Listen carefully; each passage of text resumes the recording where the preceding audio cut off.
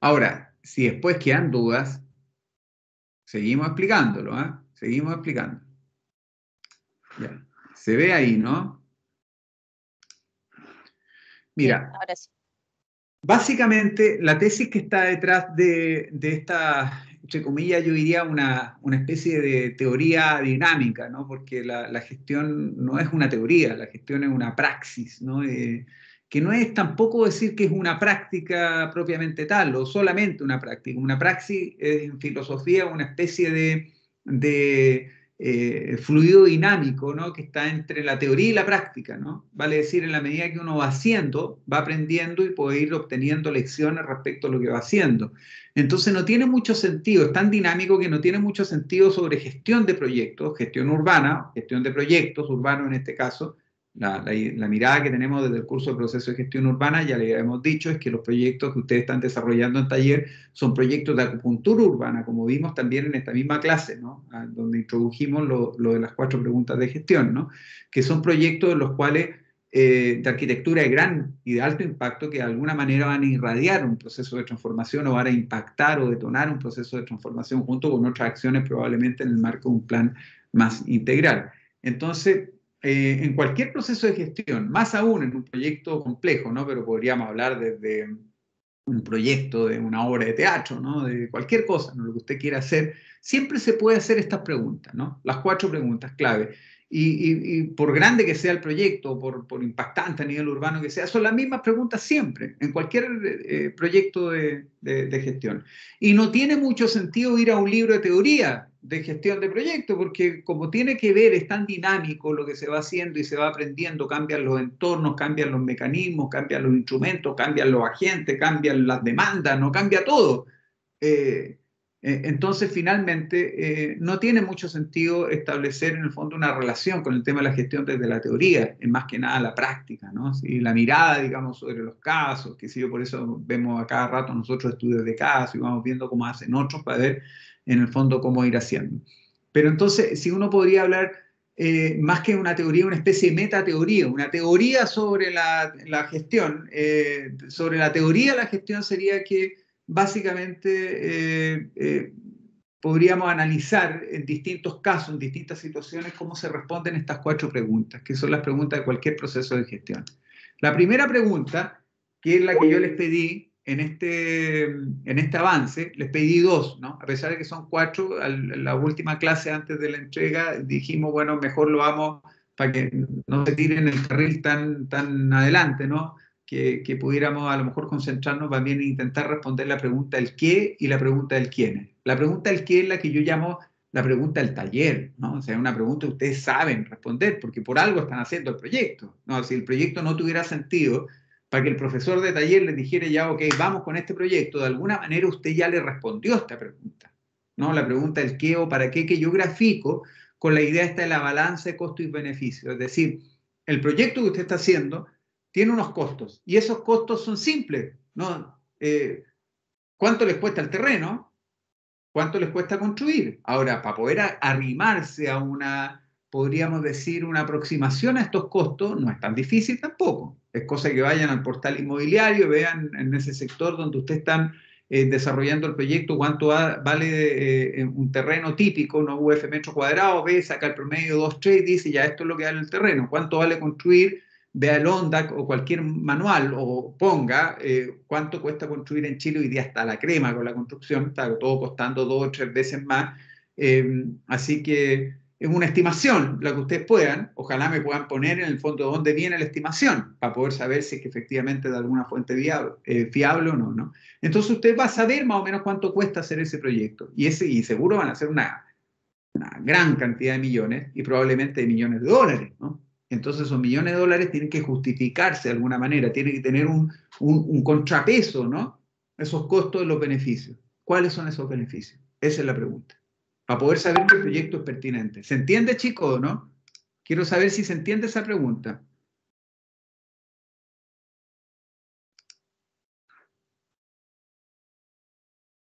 ¿Se entiende? Alguien que me diga que sí, yo sigo, si no, no sigo. Sí se entiende, profe. Entonces, ¿qué tienen que hacer?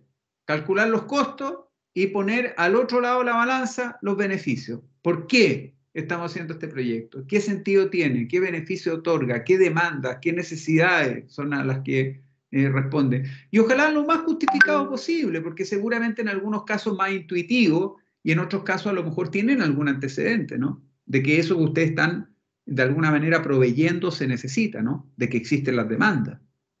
¿Te entiende? Esa es la primera pregunta, la pregunta del qué, ¿no? La pregunta de la balanza, ¿no? Que está aquí.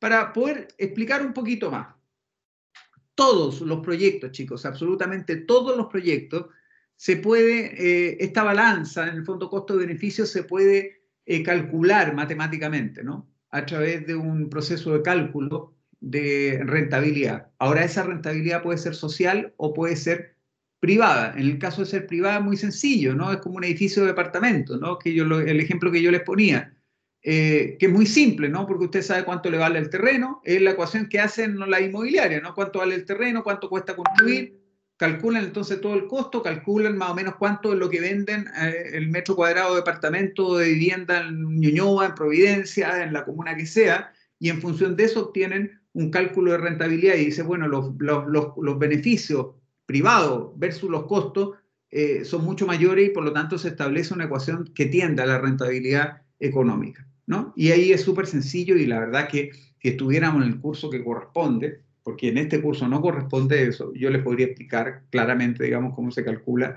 la rentabilidad privada de un proyecto.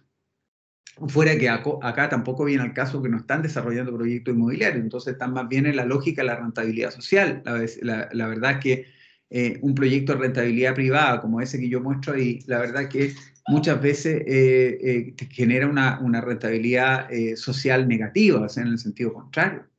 Un proyecto gana el inmobiliario, pero pierde la ciudad, pierde las personas, pierde el sol, pierde la calidad de vida, pierde la salud de las personas. ¿Se entiende, no? Pierde hay mucho costo social porque a lo mejor le están metiendo mucho auto a un sector que se da finalmente a saturar de vehículos y toda la gente se va a empezar a demorar 15, 20 o 25 minutos más de ida y vuelta a sus casas. Y ese costo de esa plata, ¿quién la paga?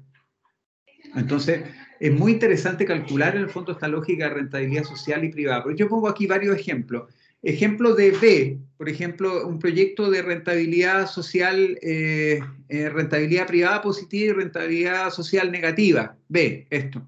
Claramente, este proyecto, de hecho, era tan negativa su previsión de rentabilidad que un gran proyecto inmobiliario en el centro de Concepción, que posterior al estallido social, como la gente estaba un poquito más valiente, ¿no? Fue y quemó la sala de venta, ¿no? Y no querían este proyecto, ¿no? Que es un proyecto entonces, claro, que era un tremendo negocio, ¿no? Pero que por otro lado generaba un impacto muy negativo sobre la ciudad y era tan evidente que la rentabilidad privada no se condecía con la rentabilidad social que finalmente hubo una especie de reacción pública y el proyecto no se pudo llevar a cabo. ¿Se entendió el ejemplo? El ejemplo del proyecto inmobiliario. Rentabilidad privada positiva, rentabilidad social negativa. Alguien que me diga que sí, si yo no sigo y nos vamos a demorar más. Sí, profe. Ya, ya, perfecto. Un ejemplo, por ejemplo, a mi modo de ver, a alguien habría que ponerle número, ¿eh? Estas cosas todas se pueden calcular con números. El tiempo que se va a demorar la gente más o menos, digamos, en ir y venir de sus casas, todo ese tiempo, incluso la felicidad, ¿no? A todo se le puede poner un número. Yo no le voy a pedir que le pongan número, ¿no? Simplemente que lo pongan en una especie de balanza conceptual, ¿no? Por ejemplo, el proyecto A. Usted ubicará en este proyecto el Patio Italia, ¿no? Que proyecto muy bonito de Albert Taidy, que es un proyecto de recuperación patrimonial, digamos que un gran proyecto desde el punto de vista de la rentabilidad social, perdón, claro, o sea, privada también, porque tiene un supermercado debajo, oficina de muy alto estándar, un centro de eventos que se arrienda, qué sé yo, todo genera utilidad más o menos importante. Y al mismo tiempo es un buen proyecto para la ciudad, que recupera el patrimonio, que genera un espacio público, si bien no público desde el punto de vista del dominio público, de uso público, por lo tanto un proyecto win-win, ¿no? Alta rentabilidad privada, alta rentabilidad social, ojalá todos los proyectos fueran así, ojalá. Ahora, Después tenemos este también ubicarán ustedes, el GAM, ¿no? El Centro Cultural Gabriela Mistral, que dirige el director ejecutivo, este es un gran amigo mío, Felipe Mella, y por eso que yo lo sitúo en esta tipología C, de un proyecto de rentabilidad privada negativa, pero alta rentabilidad social, con conocimiento causa, porque sé lo que padece el pobre Felipe, digamos, poder tratar de mantener este proyecto que recibe una subvención estatal, porque es un proyecto que si tuviera que pagarse con los ingresos privados, la verdad que no se podría hacer. Es puro subsidio. Y por eso ustedes se fijan, no sé, cuando puedan, vayan a verlo, hay una cafetería que seguro es la cafetería más cara de Chile, tratar de compensar un poco, ¿no?, el tremendo costo que tiene el punto de vista de la operación, la infraestructura. Imagínense el proyecto carísimo y finalmente el retorno, ¿no? Lo que deja la taquilla, las obras de teatro, las exposiciones, es tan poco que finalmente le cargan la mano a la concesión de la cafetería, y por ahí hay hasta una tienda, no sé si es de Puma, Adidas o no sé qué cosa, que es una distorsión, ¿no? Tienen, ¿no?, como chancho en misa, ¿no? Una tienda como del mall, ¿no?, que está metido ahí entre medio para tratar de alguna manera obtener algún tipo de beneficio. Lo mismo el estacionamiento subterráneo, pero la verdad que el proyecto siempre sale para atrás y no se logra financiar con los ingresos privados un proyecto de muy baja rentabilidad privada, pero de muy alta rentabilidad social, que duda cabe, y por eso que el Estado finalmente lo subsidia, que es un poco la lógica de los proyectos de ustedes, que seguramente van a tener pocos ingresos, muy poca expectativa en el fondo de obtener financiamiento, ¿no? Pero por otro lado generando beneficios tan altos que uno podría aspirar a algún tipo de aporte estatal o un mecanismo de subsidio o de incentivos tributarios, aportes privados por la vía de ofrecer rebaja de impuestos, como lo que ocurre con la ley de donaciones culturales o con la ley Valdés o con la Teletón, ¿no? Para ponerle un ejemplo que más se domine, ¿no? Y un proyecto malo, malo, malo, ¿no? Este proyecto acá fue un fracaso, un chasco, ¿no? De rentabilidad social negativa y privada negativa, o sea, no bueno por ningún lado, no ganó plata el privado, era una tontera, no se benefició la ciudad, generaba más tacos, más problemas, esta especie de bus que instalaron en una ciudad china, ¿no?, que era una especie de bus elevado que se supone que no interfería en el tráfico, ¿no?, y que iba a generar un tremendo beneficio para la ciudad al mismo tiempo que iba a ser capaz de mantenerse a sí mismo, ¿no?, con las, qué sé yo, los pasajes, ¿no?, el costo de los pasajes. La verdad que fue un desastre por donde lo miraran. Y tampoco se benefició la ciudad y no fue posible operar, fue un tremendo costo, fue una quiebra así espantosa, creo que le costó el puesto al alcalde de la ciudad, en fin. Entonces, se dan estos cuatro tipos de proyectos de la ciudad. Yo creo que los proyectos de ustedes están aquí, ¿no? En más o menos en el C, ¿no? Como el GAM, un proyecto que probablemente no puedes, no sería los costos que ustedes tengan de pagar el terreno, construir lo que haya que construir, seguramente no va a dar con los ingresos que ustedes puedan obtener con la cafetería que van a poner o los que sé yo, lo que van a pagar, no sé, la gente que va a usar las salas de ensayo, de teatro, qué sé yo, las cosas que normalmente en el fondo ustedes están considerando dentro de sus proyectos.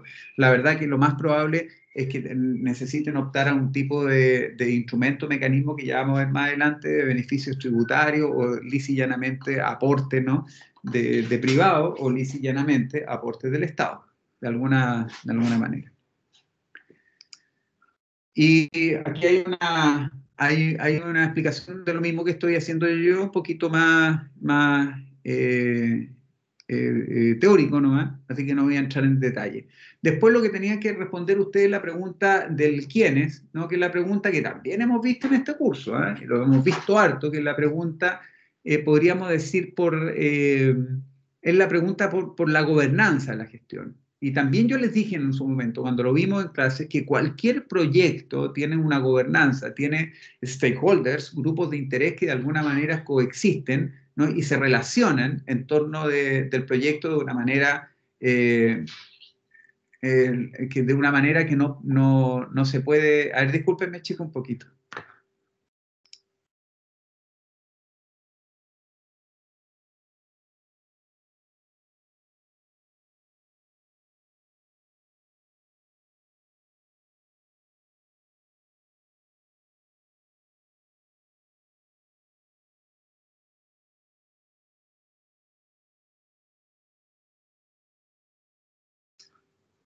Ya, disculpen chicos. Entonces, la pregunta por la gobernanza, cualquier proyecto, al mismo tiempo que sobre cualquier proyecto uno pueda formularse las preguntas de gestión, en cualquier proyecto uno puede identificar grupos de interés que coexisten, una empresa, la ciudad, el proyecto de usted, de taller. Por ejemplo, el proyecto, lo que yo les estoy ofreciendo a ustedes como una salida, ¿no? O sea, vale decir, casi como un supuesto, ¿no? Pero yo diría que en la mayoría de los casos, ¿no? Aplica el supuesto, ¿no?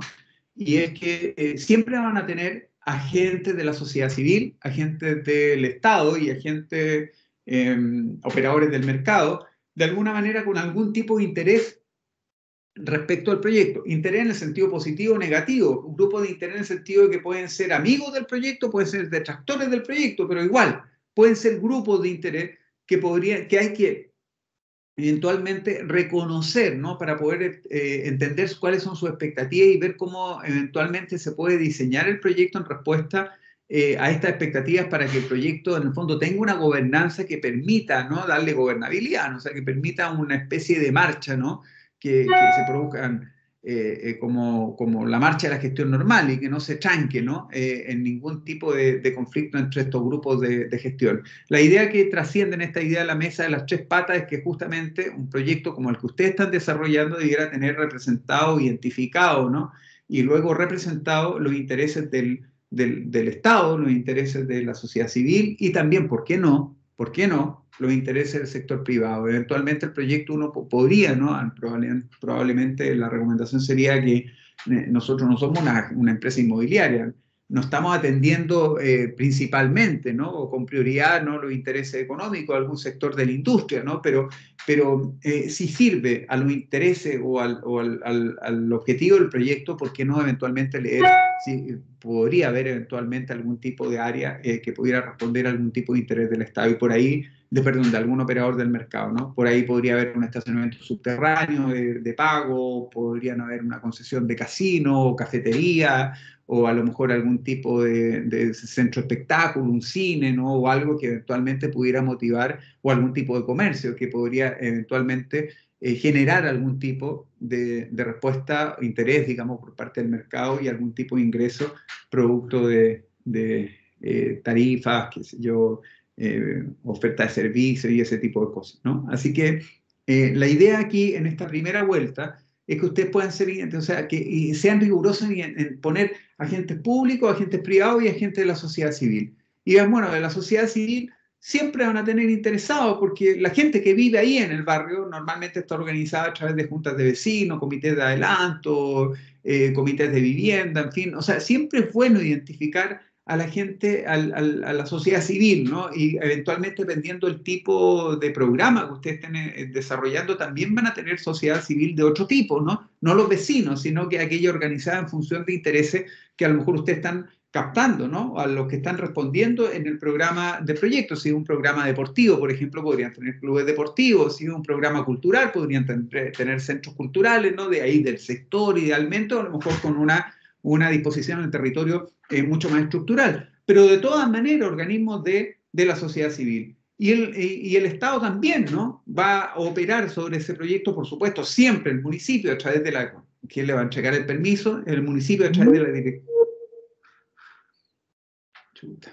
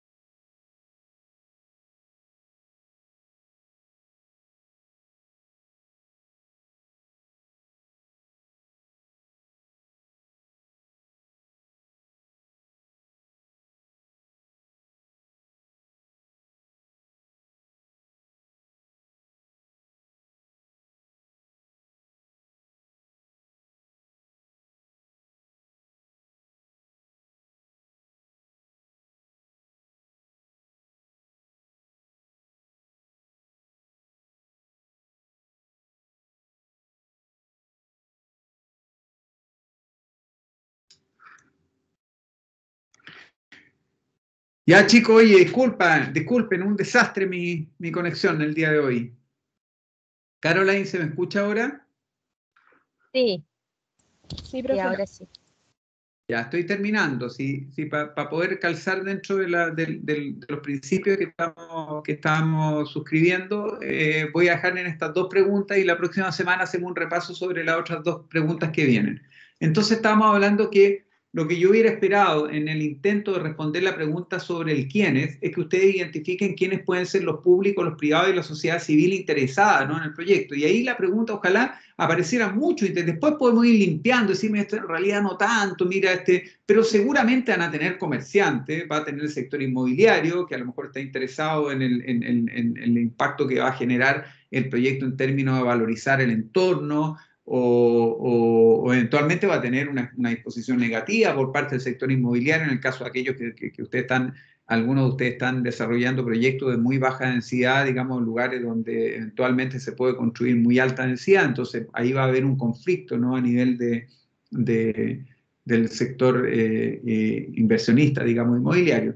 La sociedad civil, la recomendación ya se las hice, identificar eventualmente los grupos organizados a nivel territorial, la Junta de Vecinos, Comité de Adelanto, y también lo organizado desde el punto de vista, en el fondo, temático, no funcional, vale decir, los clubes deportivos, los centros culturales, que se dependiendo del programa al que ustedes estén atendiendo. Y seguramente mirando no solamente al territorio, sino un poco más, ¿no?, de manera tal de poder hallar, en el fondo, cuáles eventualmente podrían ser esos stakeholders que puedan constituir esta mesa de gestión del proyecto, ¿no? Y posteriormente en el sector público le había dicho que siempre va a estar el municipio a través de la Dirección de Obras Municipales, pero también puede estar la DIDECO, la Dirección de Desarrollo Comunitario, digamos, también involucrada dependiendo del tipo de programa que ustedes tengan. Si están con un programa deportivo, también van a tener el Ministerio del Deporte eventualmente interesado en el proyecto, a lo mejor disponible para poder entregar algún tipo de subsidio o aporte de financiamiento.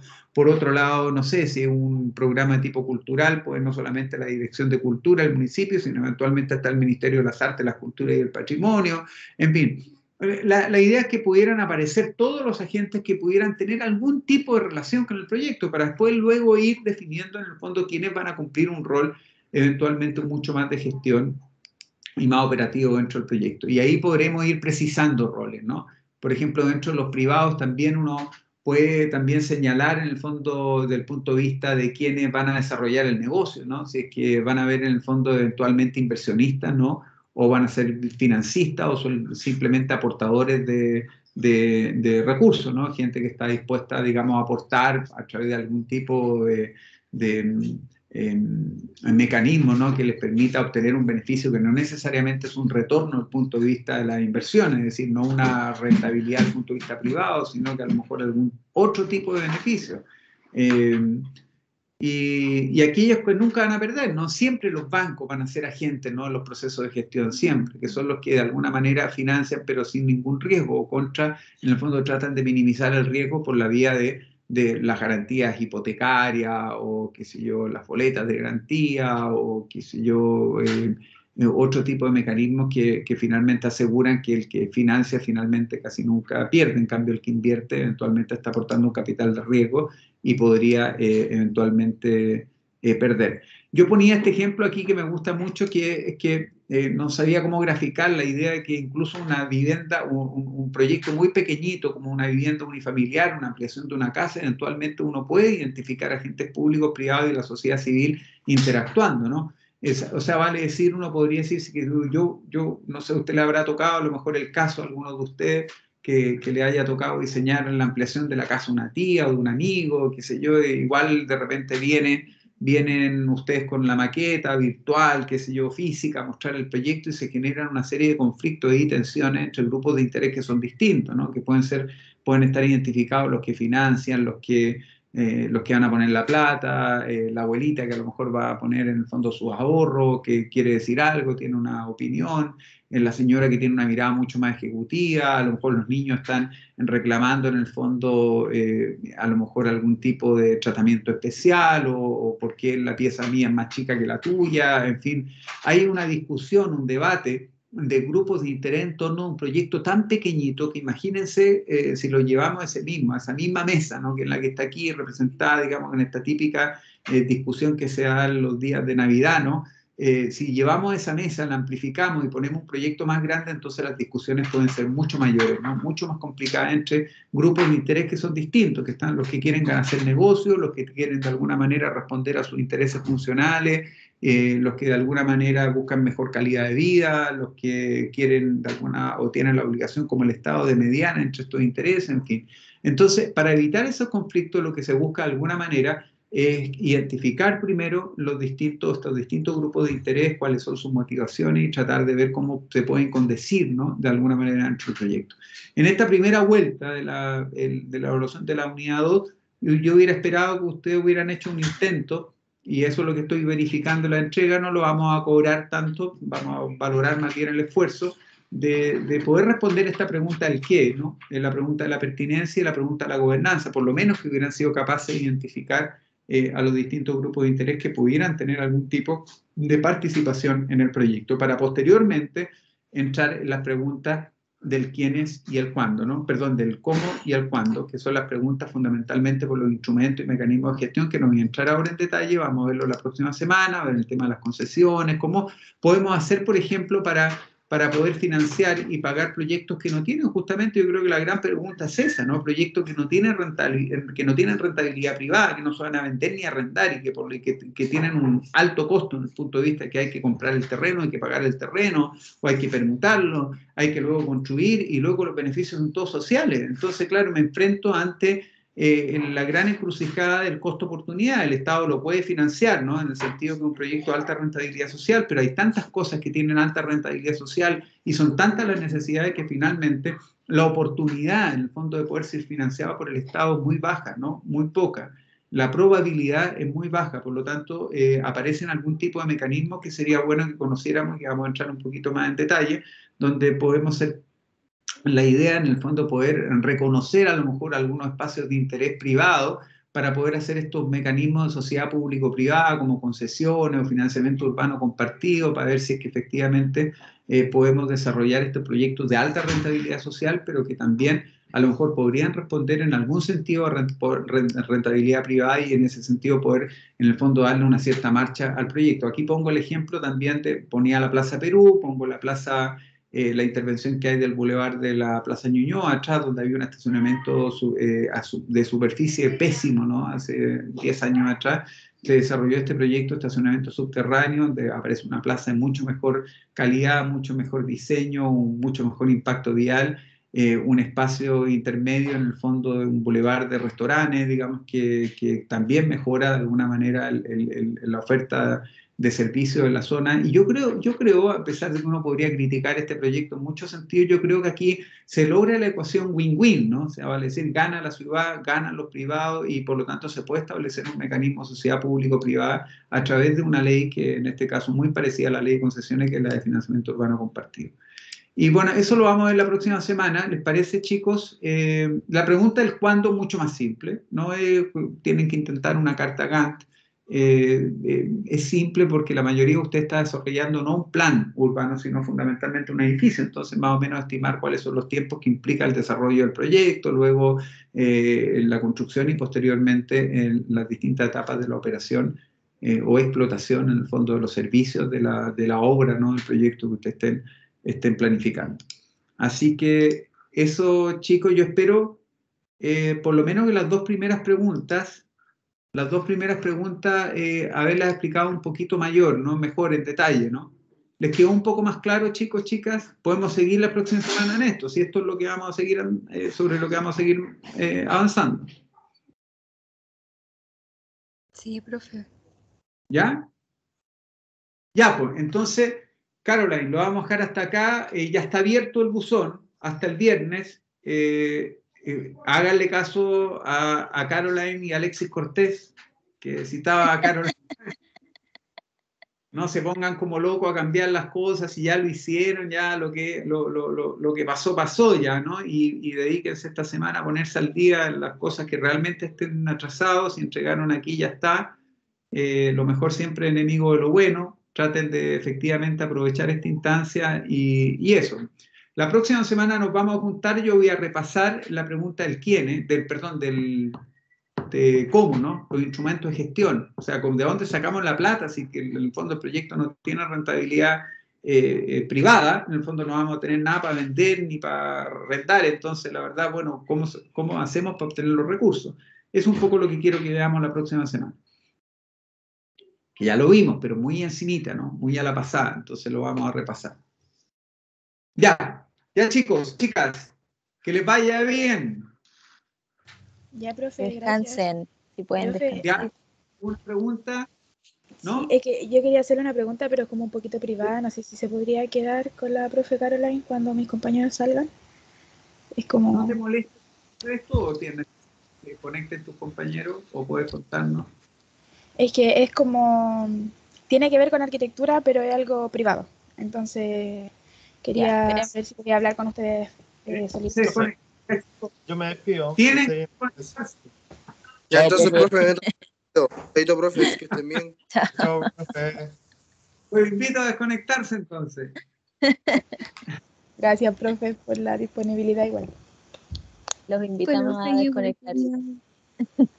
Chao. profe, yo igual quería hablar una cosita con ustedes. ¿Puedo después de la Camila? O yo primero, no sé. Quizá la de la Bueno, Camila. Como quieran. Es que tiene que ver netamente con arquitectura. Ay, entonces, Así si que, queréis lo... amiga, si queréis. ¿Ah? No sé, ¿estáis muy apurada? No, dale, si queréis, me da lo mismo. Ya. Lo que pasa es que el tema que yo les quería consultar, profe, es como súper puntual. Lo que pasa es que yo soy voluntaria en una compañía de bomberos y nosotros estamos, pucha, la compañía es de una zona rural, la compañía es muy pobre y estamos tratando de postular a un proyecto para que mejore nuestro cuartel. Derechamente es derrumbar lo que hay y generar un nuevo cuartel en el terreno. Pero para poder generar este nuevo cuartel tenemos que buscar o hacer, mejor dicho, los planos de alcantarillado. Y nos dijeron que teníamos que buscar arquitectos o ingenieros que nos pudieran ayudar con eso.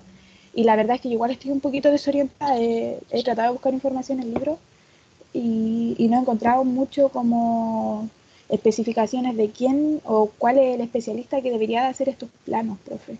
Y ahí quería conversar con ustedes si es que me pudiesen orientar un poquito. Bueno, en general, en los planos alcantarillados una certificación, una aprobación que da la SEC, entiendo, la Superintendencia de Servicios, no, la SIS, la Superintendencia de Servicios Sanitarios, que es una especie de autorización para poder ejercer y desarrollar estos planos de instalación. Cualquier arquitecto tiene habilidad para poder hacerlo. De hecho, hay que rendir un examen y ya está. De hecho, cuando yo estudiaba, nos recomendaban que por ahí cuando hacía modificación 2 o 3 y nos enseñaban en el fondo cómo se hacía un plano alcantarillado, el profesor nos dijo, oye, vayan a la CIS, den su examen y se hacen instaladores y pueden hacer estos planos y se pueden ganar la vida con esto o apoyar, digamos, en adelante para poder hacerlo, ¿no? Nada difícil. Profe, y yo como estudiante lo que pasa es que igual quiero apañar a mi compañía en este sentido, igual, o sea, no ¿Ya? estoy muy interiorizada en el tema porque por la universidad no puedo ir mucho, pero quiero ayudarlos, al menos como ya no puedo salir a incendio y cosas así, ayudarlos desde la parte para que se pueda llevar el proyecto a cabo.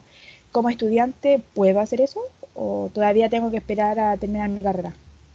No, tú podrías hacer, pero tendrías que rendir un examen. Tendrías Ah, que hacer ahora. ya. Ahora no es difícil, y yo insisto, ¿no? Con el curso que nosotros teníamos, la verdad es que sabíamos hacer lo que dominábamos, las normas, cómo se hacía, son cuestiones relativamente sencillas, en el sentido de que tú sabes, no sé, que dónde hay que ubicar las cámaras, cómo se tienen que manejar los giros del alcantarillado, el agua potable, cómo se maneja o se hace una conexión a la red pública respecto a cómo se hace una conexión eventualmente un foso y un pozo absorbente. La verdad yo no lo he hecho nunca, ¿no? Ni cuando estudiaba, Sí. ni después de estudiar. Normalmente siempre en los proyectos me ha tocado participar. Hay instaladores, algunos de ellos son arquitectos, otros son constructores civiles, algunos lo hicieron, en el fondo son autodidactas, lo aprendieron a hacer así nomás y tienen su licencia para poder hacer instaladores. Yo tengo la sensación de que entre los profesores, Caroline, podríamos averiguar, yo creo que deben haber varios instaladores, ¿no? Varios compañeros tuyos. ¿Tú conoces? Pensando en alguien. Sí, porque en la oficina, cuando mandábamos a hacer como proyectos sanitarios, los hacía un ingeniero civil, pero con un especialista. Sí, Porque ¿no? igual, Tendría Cualquier- que... diga, profe, diga. No, lo que pasa es que, escucha, lamentablemente yo no tengo experiencia en eso. O sea, si no, personalmente te diría yo lo podría ver, pero la verdad que no tengo experiencia, ni siquiera me acuerdo los códigos, ¿no? Porque todo eso tiene que cumplir con una... No es nada difícil, no es física cuántica, o sea, es una cuestión Ya. que es cosa Pero se de... puede estudiar y aprender. Entonces igual podría verlo yo. Así que- Yo no estoy muy al tanto cuáles son los programas de los cursos de edificación y construcción, pero parece que en la central se nos enseñan, Caroline, ¿o no? A mí me lo enseñaron por lo menos O cuando yo... sea, al menos en mi malla sí. No sé ahora en la 03 si... Es que parece que a nosotros nos toca el próximo año, profe. O el Ya, próximo semestre, no estoy segura, porque este semestre no. Son claro. instalaciones especiales, ¿verdad? Le hacen hacer plano de instalaciones eléctricas, eléctrica. todo eso lo hacíamos en la universidad. Y cuando tú lo haces, el profesor típico que te dice, con esto que ustedes aprendieron, pueden ir a obtener su certificado, su licencia, y pueden en el fondo ofrecer ese servicio, aún estando en tercero o cuarto año de carrera. Ya muchos empiezan a hacer esos pololitos. Proyectos simples, ¿no? Sencillos, de casita, qué sé yo, instalación. Además que eso no te lo aprueban de una, eso pasa por un proceso de revisión, después observaciones, y esas observaciones se subsanan y se vuelve a reingresar. Entonces también hay como un espacio en que uno puede como cometer errores Sí, y no pasa nada, ¿cachai? ¿Sabes qué haría yo? Lo que haría yo, porque normalmente cuando uno va a la municipalidad te dice, no, tienen que hacer un estudio, le falta el estudio de alcantarillado, ¿no? De instalaciones, y en la municipalidad tienen un registro de un montón de gente, y que te digan quién, y coticen, ¿no? Y a lo mejor lo que hay que hacer es Ya. conseguir para pagarle a la persona desde que lo haga. Y debe ser algo sencillo. Mm. Ahora, Ya, yo... profe. En el fondo lo que se puede hacer, en el fondo ahí sí uno puede decir, bueno, ok, sabes que hay que reunir 300 lucas o 200 lucas, no sé, yo creo que menos, no sé cuánto costará, pero es que algo sencillo, sobre todo si es un proyecto simple, hay que presentar ese proyecto de especialidad, pero tiene que ser un instalador autorizado, y ese instalador autorizado puede ser un arquitecto, un constructor, un ingeniero, que se pone un estudiante de arquitectura que hizo los cursos, que lo sabe hacer y que va a rendir un examen y ya está. Pero tiene que inscribirse el instalador autorizado, ¿no? Tiene que Ya, estar profe. autorizado. Y en la municipalidad normalmente tienen los registros y a veces uno por buscar ahí, de repente tiene un registro y dice, ¿sabes que en realidad pues llámese a esto y otro? Y le van a decir, ¿sabes que en realidad, mira, por ser los bomberos, lo puedo hacer por decir Lucas, no sé. Y lo que hacemos es conseguir la plata y ahí entre todos hacemos una pucha y lo pagamos. Pero o ver algún compañero suyo que lo haya hecho antes, pero como dice Caroline, si no es el típico que ya está, van a empezar a hacer observaciones y observaciones y observaciones, cuando en realidad la municipalidad tiene los instaladores como, Como designado ya. pero tienen su registro, ¿no? Tienen su Ya, registro. profe, sí, me quedó clarito. Igual, gracias por Ahora, la orientación. interesante, ¿no?